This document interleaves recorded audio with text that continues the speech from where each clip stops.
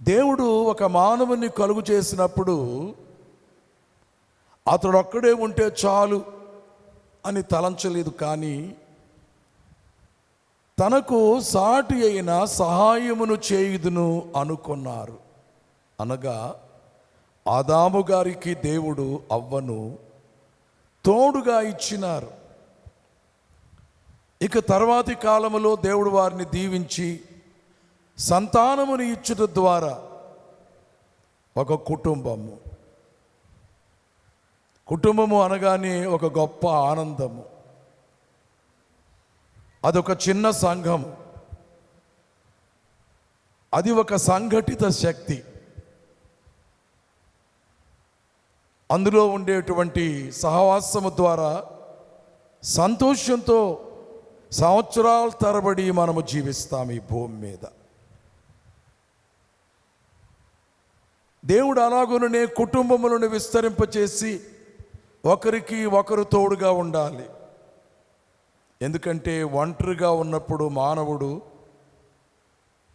కొన్ని పర్యాయములు భయపడవచ్చును, ఆందోళన చెందవచ్చును. ఎవరైనా తోడుగా ఉంటే భయపడే వారిని ధైర్యపరుస్తారు. కొంతమంది రాత్రికాలం చీకట్లో బయటికి వెళ్ళడానికి సందేహపడుతూ ఉంటారు. నేను వెళ్ళలేను, చీకటిగా ఉందంటారు. వెంటనే ఇంట్లో వారంటారు, నేను వస్తాను నీకు తోడు, పర్వాలేదు, ఏం భయపడక్కర్లేదు. ఆ మాట అన్నప్పుడే గొప్ప ధైర్యం. ఒక మనిషి తనతో పాటు వచ్చినప్పుడు అది చీకటి అయినా భయపడకుండా వెళ్తాడు, ప్రయాణం చేస్తాడు. ఎవరైనా ఏదైనా ఒక పని తలపెట్టినప్పుడు కూడా నేనొక్కడనే కాదు, జత తోడు నాకెవరైనా ఉంటే బాగుండును అనుకుని స్నేహితులను సహాయంగా కోరుకుంటారు, బంధువులను సహాయంగా కోరుకుంటారు. ఉద్యోగులు తోటి ఉద్యోగులను, వ్యాపారులు తోటి వ్యాపారులను, సేవకులు తమ తోటి సేవకులను తోడుగా ఏర్పాటు చేసుకుంటారు. దేవుడు కట్టినటువంటి కుటుంబములో భర్త భార్యకు తోడు, భార్య భర్తకు తోడు, అన్నదమ్ములు తమ్ముడికి అన్న తోడు, అన్నకు తమ్ముడు తోడు, అక్క చెల్లికి తోడు, చెల్లి అక్కకు తోడు. ఇలాగూ మనము బంధుత్వాలను పెంచుకుంటూ వెళ్ళటం ద్వారా కుటుంబములు పెద్దవగుచున్నవి.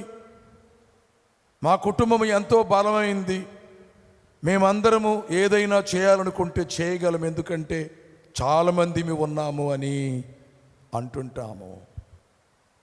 గనుక తోడు అనేది ఎంత గొప్పదో మనలో అందరమును అర్థము చేసుకోగలం. అయితే మానవుడు పాపము చేసిన తరువాత ఎడబాటు కలిగినది, దేవునితో ఎడబాటు కలిగినది, మానవులతో ఎడబాటు కలిగినది.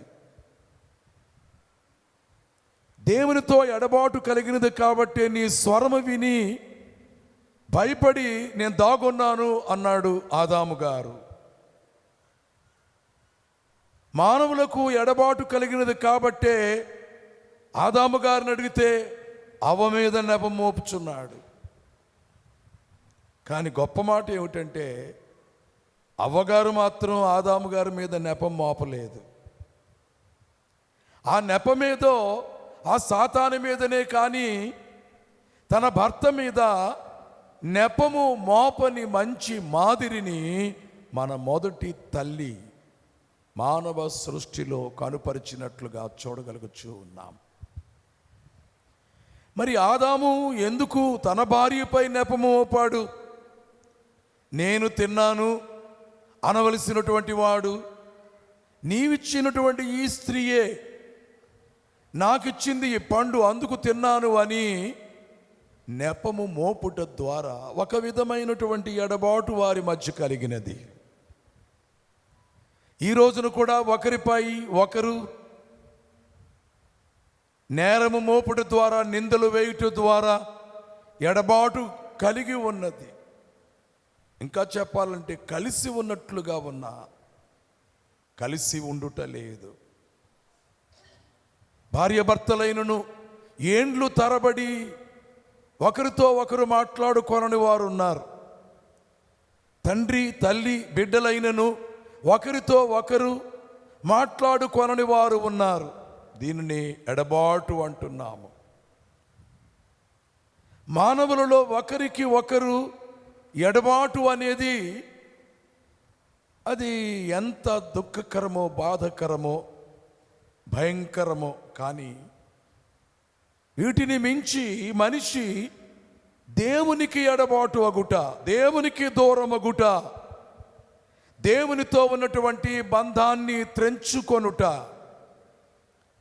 ఆత్మయందు దేవునితో సంబంధము లేక వేటిని నీవు కలిగి ఉన్నావో, ఎవరిని నీవు కలిగి ఉన్నావో వాటితోనే సంబంధాన్ని కలిగి పరిశుద్ధినితో నీవు దూరమై ఎడబాటు కలిగి అనుభవించే, తద్వారా వచ్చేటువంటి శ్రమలు భరించలేనివి.